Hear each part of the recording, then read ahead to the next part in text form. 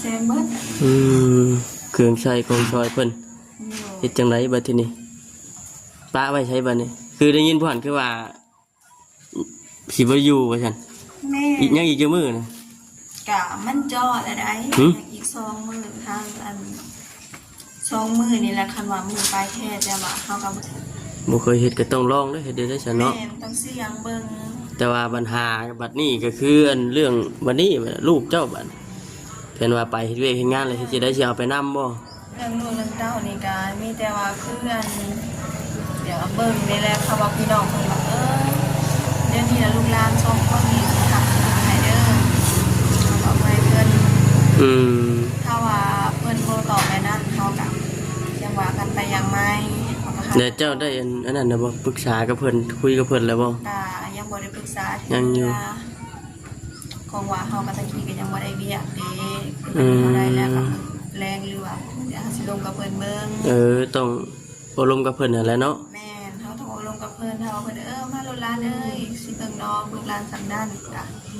สิเอาไปเพิ่นเฮาก็บ่ว่าหยังบ่ตำหนิหยังเพิ่นนะสมมุติเด้อสมมุติทางคำสิสมมุติว่าเพิ่นปฏิเสธได้บัดนี้สมมุติทางนี้ปฏิเสธเฮาก็สิหาทางออกทางใหม่นะเฮาก็สิลงกับบ่เฮาเฮ็ดงานบ่หรือว่าเป็นตัวอย่างว่ากับคนหน้าที่ว่าเขาจะเป็นเรื่องคำว่าเป็นไปได้ให้ขอลูกไปน้ำลูกไปน้ำมาชันทีใกล้ก็อยากให้ลูกไปน้ำแน่แล้วเนาะ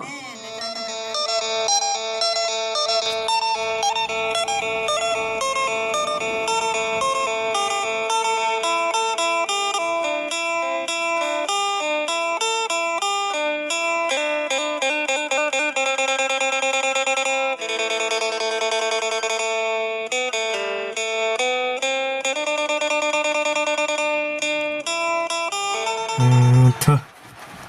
ผลก็จะแม่นตกได้ตกดีพี่น้องเอ้ยเนาะตกลงมาอีกเลยพี่น้องเลย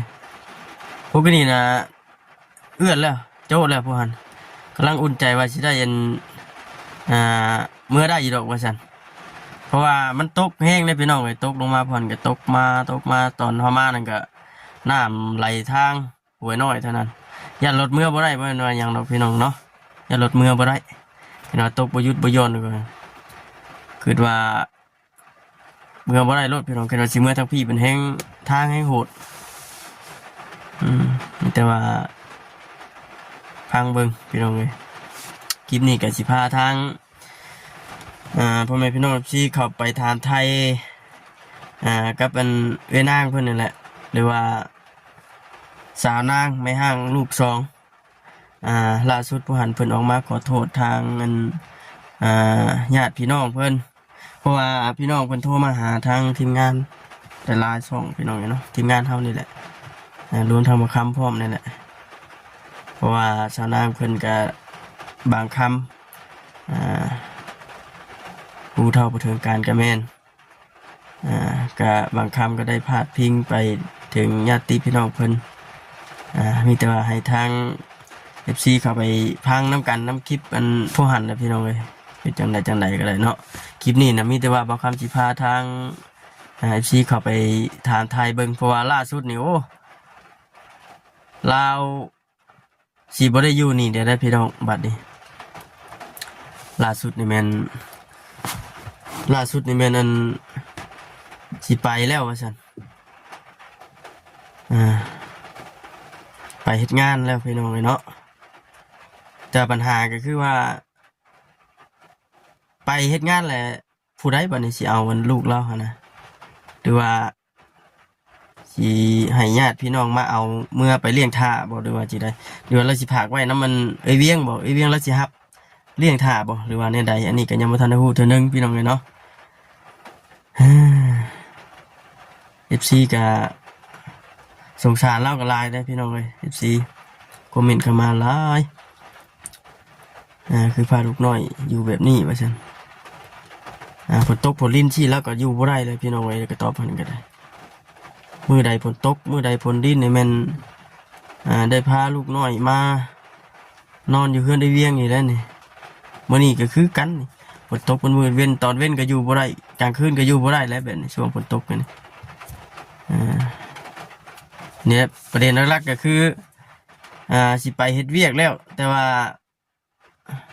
บ่ฮู้ว่าไผสิอันเอาลูกน้อยให้หั่นนะแล้วก็ไปเฮ็ดเวียกอยู่ไสแน่หั่นนะพี่น้องเฮาก็ยังบ่ทันได้ฮู้เนาะมีแต่ว่าคลิปนี้ก็เข้าไปถามไทยฮู้ไปนํกัน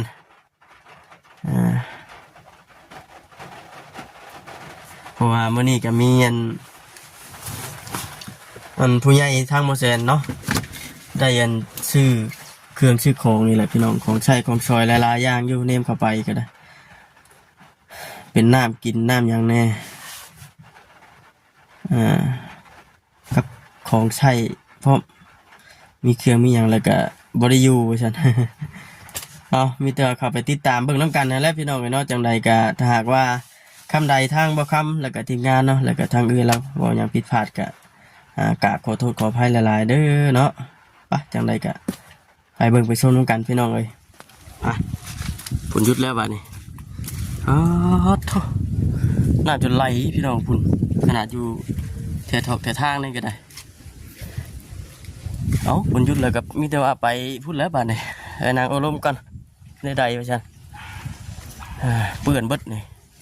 มือวานมือก่อนน่ะคือว่าเห็นรถเขาบ่แซนเพิ่นหนหน้าหนหลังอยู่จังป๊าดทนถอยหน้าถอยหลังอยู่ลมมือมันลื่นดิเนาะตกได้4 มื้อ5 มื้อเลยล่ะพี่น้องเอ้ยบ่หยุดบ่หย่อนจักเทื่อพุ่น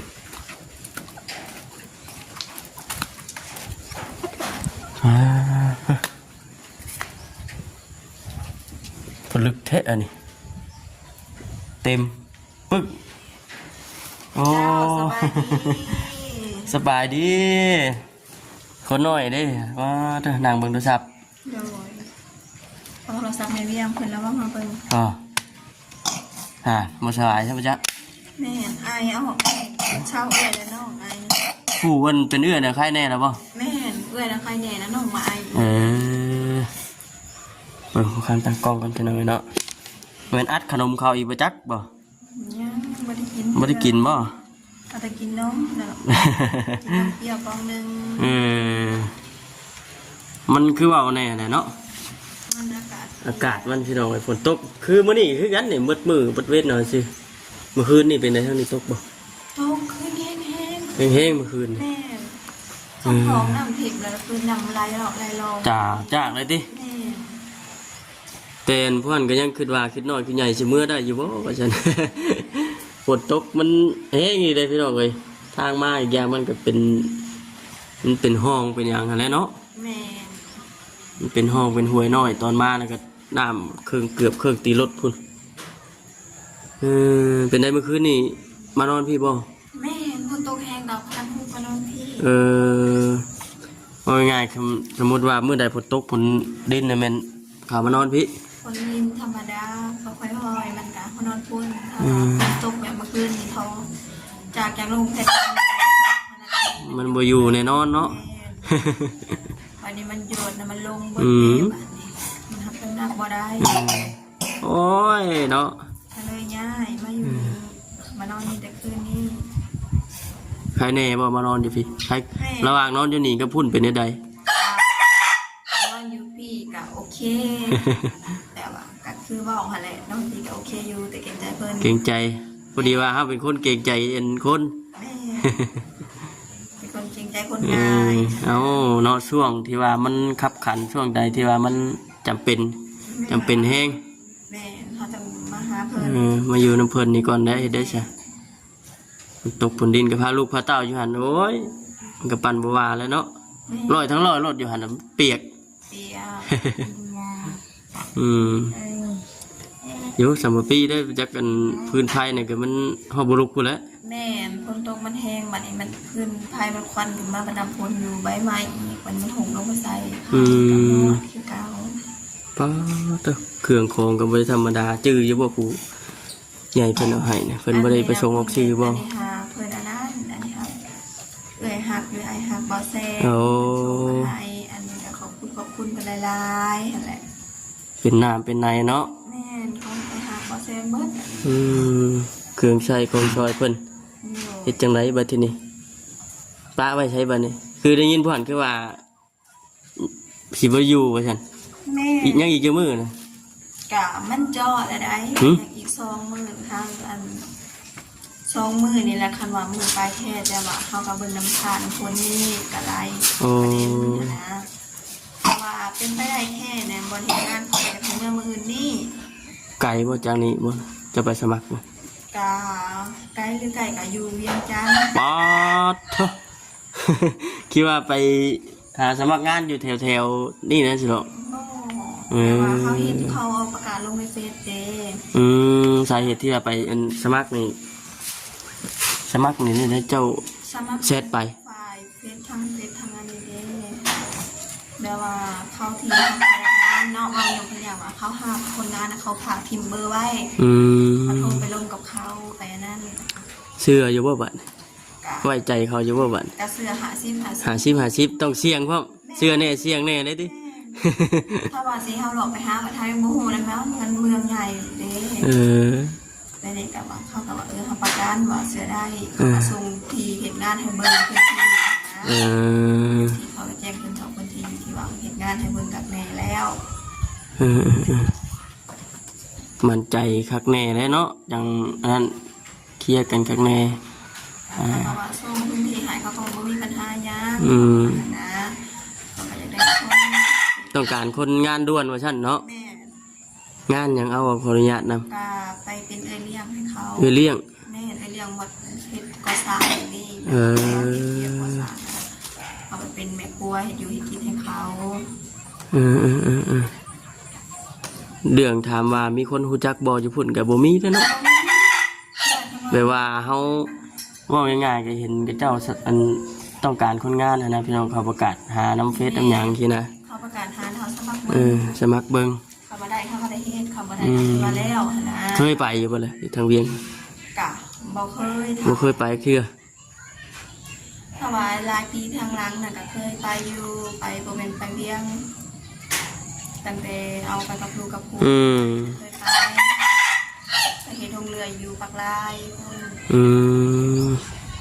คือเวียกกันที่เจ้าถนัดแน่นี่ก็เว้าง่ายๆก็เคยเฮ็ดแน่นี่ก็มีแต่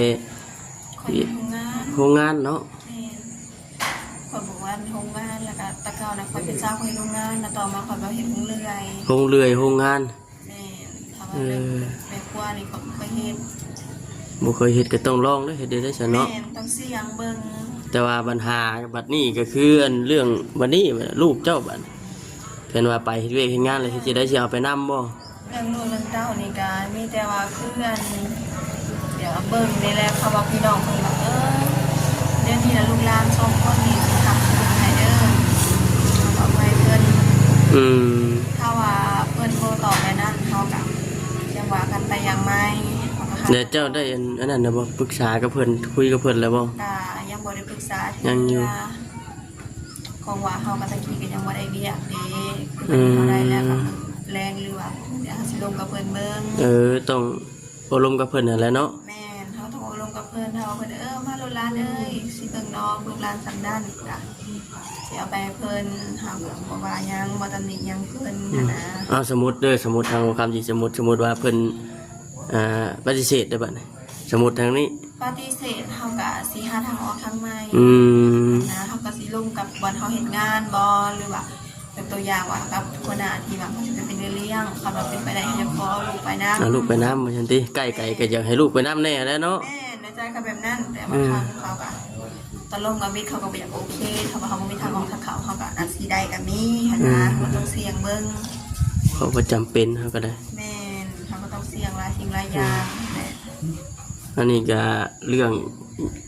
ครอบครัวญาติพี่น้องเพิ่นก็ลองเว้าลองเบิ่งนะ แม่เขาก็สิลองว่า ลองเบิ่งเพิ่นหับเลี้ยงบ่เลี้ยงทาตามเฮาไปหาเงินหางาน แม่เขาไปเอาเงินทางคำใส่พอได้มีเงินใส่จ่ายคือ เงินนำเงินเดือนกับพ่อฮู้แล้วบ่ เดือนหนึ่ง2 ล้านไปกับบ่สูง อันนี้คือเวียกที่เราจะไปเฮ็ดก็คือเป็นเลี้ยงไปเฮ็ดอยู่เฮ็ดกินสำหรับพี่ได้เนาะจำพวกเฮ็ดอยู่เฮ็ดกินล้างถ้วยล้างบวงที่บ่ แม่ล้างถ้วยล้างบวงแต่งผ้าขาวผ้าหน้าเขาเลยเขาหวัดยามงเขามาเลยมาเขามาเอาเขาก็ตักของหนูกินในเขานะ ไปว่าสิสบายมันก็บ่สบายอย่างนั้น ต้องไปลอง แม่น ไปลองด้วยตัวเอง แม่น จะมาลองกับบ่ฮู้คือเพิ่นเว้าหั่นแหละ บ่ลองกับบ่ฮู้ว่าสิลำบากหรือสิสบายนั่นน่ะ อดทนเอา โดย ผู้เอื้อยเพิ่นได้อยู่ทางใดจ้ะอยู่ในบ่นอนบ่ นอนอยู่หน้าอยู่เลย มีคนบ่สบายพี่น้อยเนาะจักเด็กน้อยผู้ใหญ่ขึ้นว่าได้เข้าเลยกันบ่คำก็หักก็ใครแน่ว่าซั่น เข้ากับแม่ว่ามันเป็นติดเป็นต่อเลยได้ เป็นผู้หนึงแล้วก็ต่อมาอันผู้นี้อีกดิ แม่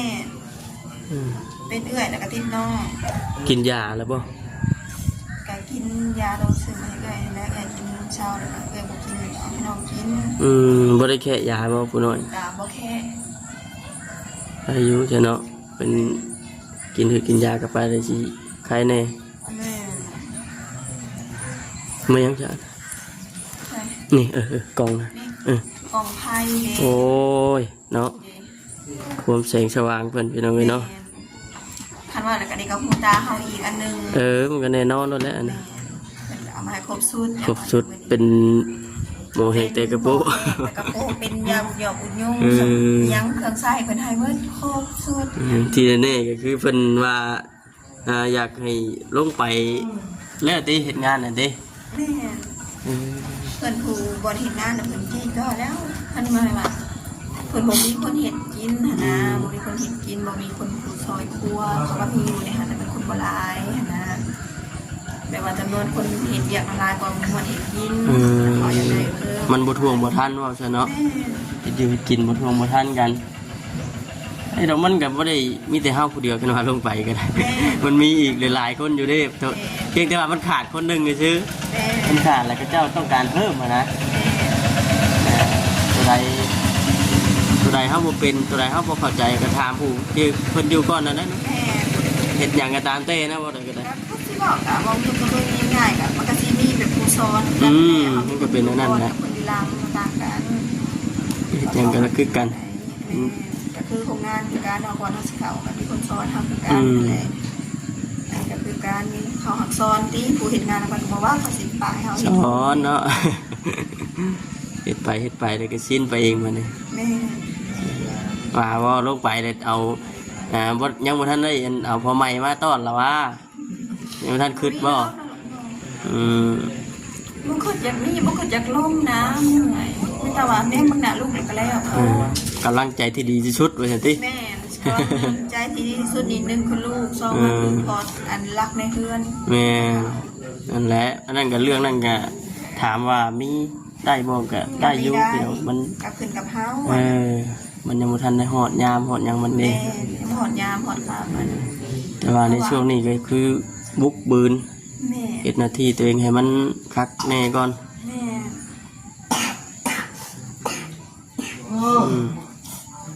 ก็จะกูกินบืนไปหั่นแหละก็ว่าโอ้อยากได้ลูกแต่ผัวมันก็ได้อยู่ นายอยู่มันบ่ละบ่สายตัวน่ะเนาะ แม่เห็นกระทาว่าโอ้เขาสิได้พ่อคนไปได้ดิพ่อคนดีบ่คนบ่ดีบ่มันก็หลายคนละนี้ แล้วแต่เด้บัดนี้ แม่ เห็นว่าเฮาฮอดมือฮอดยามมันห้ามบ่อยู่เด้อบัดนี้ แม่แต่ตอนนี้มันยังบ่ฮอดดิแบบนี้นะ ยังบ่ทันบ่ภาพคิดตอนนี้ แม่ยังคือแต่ว่าเห็นหน้าลูกโอ้ยลูกยังรออยู่เป็นอะไรเด้ลูกสิได้ทำได้เฮียนคือแต่ยังเดียวนี่เดียวนี้ แค่ว่าลูกอยู่บ้านมีก็หาเงินหาคำส่งมา แม่ ฝากมาให้ลูกทำเฮียนบ่ได้ยังเก่งเฮียนบ่จบก็พอได้อ่านได้เขียนออก แม่บ่อยากให้ลูกบอดคือแม่นะ แบบแม่นี่บอดก็ทุกด้านได้เขาเขียนมาตัวเดียวนึงก็เธอว่าอ่านบอ บ่จักเลย แม่ เป็นเลขเป็นหยังเลย เป็นเลขเป็นยังกะ พอได้อยู่ ฉันได้อยู่แบบว่าแต่ว่าได้ก็ได้บ่หลายคือว่าเพื่อเขาบริเฮียนหั่นแหละแต่ถามว่าให้ไล่หันไล่หนีคันเฮาเฮ็ดคลายจอกคลายเครื่องก็บ่ตกบ่คุ้มครองไล่ของเฮาก็สิได้ไว้อยู่ แต่ว่าให้อ่านนี่อ่านบ่ได้เลยจากนี้ก็เสียใจที่บ่ได้เรียนแต่น้อยก็บ่อยากให้ลูกพลาดแบบตัวเองหั่นนะก็เลยบ่อยากบืน บืนฝากความหวังให้กับลูกบาด แม่ก็ เป็นว่าความหวังของเฮากับแม่อย่างหนึ่งอยากให้ลูกมีความรู้โตคือเฮาอนาคตต่อไปเนาะว่าง่ายๆไปหันมานี่เนี่ยก็ต้องอ่านคือมือนี่คันว่าเฮาไปบ้านนั้นบ้านนี้ก็คันเฮาอ่านบ่เป็นข้ามเขาบ่อยากบอกได้อดทนเอาได้บัดนี้กันว่าไปเฮ็ดงานกันได้เนาะไหนวางแผนว่าสิเกี่ยมื้อใดบาดนี่วางแผนแล้วบ่สิเกี่ยมื้อนะก็คันว่ามันแดดมื้อนี้ก็เต้นแดดเฮาค่ำบ่ตกมื้อแรงมื้ออื่นมื้อแดดก็ประมาณเที่ยงหรือบ่ายก็เที่ยงแล้วคันว่ามันแดดนะช่วงบ่ายเนาะแม่คันว่ามันแดดแต่เช้าก็แม่ว่าเครื่องเฝ้าลูกนี่มันเปียกมันนี่ดีตากให้ลูกตากให้มันแห้งบ่จะถูกเป็นเปียกแบบนี้บูดน้ำทางนี่แม่มันบูดน้ำทางมันเป็นอัพเป็นน้ำเขาจะเขามันแห้งกันบางยับเจือได้เนาะเขาชื่อว่าโอ้ยอันเราประแดกว่าน้ำบ่มาฉันเลยอยากให้เครื่องลูกมันเตาแห้งแน่ให้มันหมางมันแห้งก็ยังเดินทางเมื่ออื่นกับเกลือกับบริเมื่อต้นเกลืออย่ามันเป็นมันพูดแน่หาวันจะเจือเลยเนาะไปกันก่อนที่เมื่อกันบอกก่อนเลยเนาะพอได้มาแจ้งให้กับพี่เพิ่นได้ฮู้แน่นะพี่เดี๋ยวนี้เพิ่นกำลังเบิ่งอยู่ฉันแม่กับเพิ่นกับว่าอยู่เขาก็แซงFC ก่อนใส่มาใส่มาแล้วเอ้าฉันบ่เห็นอันชาวนางแล้ววันนี้ฉันกึ่งปึงกลางบางบัดนี้สมอจะมีอยู่ก็มีแต่ว่าทางทีมงานเราก็ติดตามเบิ่งนั่นแหละพี่น้องเนาะมื้อใดเพิ่นสิไปก็สิมาถ่ายคลิปให้กับ FC ได้เบิ่งก่อนสิเฮ็ดจังได๋ออกจากนี้บัดนี้เห็นว่าออกจากนี้แล้วมันโทรโดยสารก็เจ้ามาเอาบ่โดยสารคันนึงก็เจ้าเล่นผ่านนี่อยู่มีคันนึงคันเดียวผ่านน่ะเฮือนเรานี่นะก็มีแต่ว่ารถคันโดยสารคันนั้นมันสิไม่ไปแต่8:00 นนะ8:30 นนี่มันออกจากนี่แล้วว่า3:00 นเด้3:00 นแรกก็ต้องมาถึงเชโนสวรรค์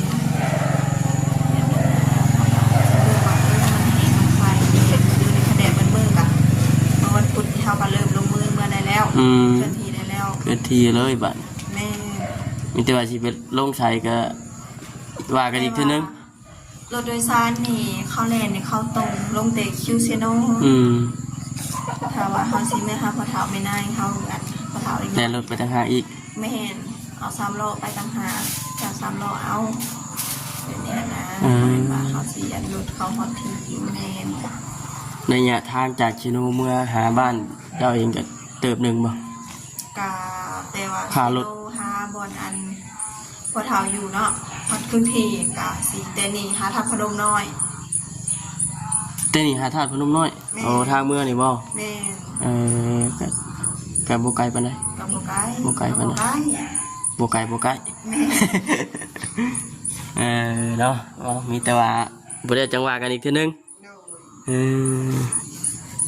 แล้วมีแต่ว่าเป็นกำลังใจให้และจะชูอดทนไปอันนั้นแพนว่าตัวนั้นแพนบราซิลครบชุดเลยนี่เนาะแพนนี่ยังครบเลยแต่ว่าเป็นหลอดต้องให้เป็นคัดยังเลยนะเป็นจัดมาให้เป็นชุดเลยครบชุดให้มันขาดพี่น้องเลยเนาะเป็นน้ำเป็นในเนี่ยต้มขนมพ่นผูกป้าทุกทำที่กินคนน้อยบ้านนี้ยาอุดหยอกอุดยุ่งมีเบอร์มีเพื่อนเอามาให้ยันยุ่งกัดว่าฉันตีเอาในมือแรกเอามากันนอนในป่าความมุ่งกับบุมีมันเป็นมามอบรางวัลใหญ่ให้ค่ะบริษัทท่านเนาะแต่มันนั่นก็พอเอาไปน้ำได้บ้านี้แม่คือยาอุดยุ่งนี่เขาไปเวียนเขามาถือไปน้ำได้ยาเขาต้องไปใส่แต่หาว่าคำเพื่อนมาตะกางมูกับหมานบทันกับจุดยาอุดยุ่งน้ำก็เลยประเด็นของมันหลักๆของมันก็แบบนี้แม่นเอามีแต่ว่าคือสีประมาณนี้แหละบัดนี้มีแต่บาดหน้าบาดในโดยถ้าสิมีโอกาสได้พบกันมาแม่ยังไม่ได้ไปหรอวะมื้อนี้โอเคมาพูดอะไรไปน้องกันนะบัดจะไปแล้วจีมาถ่ายคลิปให้กับ FC ได้เบิ่งอีกมาแจ้งอีกเนาะโอเคสบายดี ไปบ้านนี้พี่น้องกันเนาะดีใจนำเราเครื่องของที่ว่าทางผู้รักผู้ใหญ่เป็นซื้อมาให้แล้วก็แล้วก็อีกอย่างก็ได้การได้งานแล้วนะพี่น้องเนาะมีการได้งานไว้เฮ็ดแล้วบาทที่นี่อย่างหนึ่งมากก็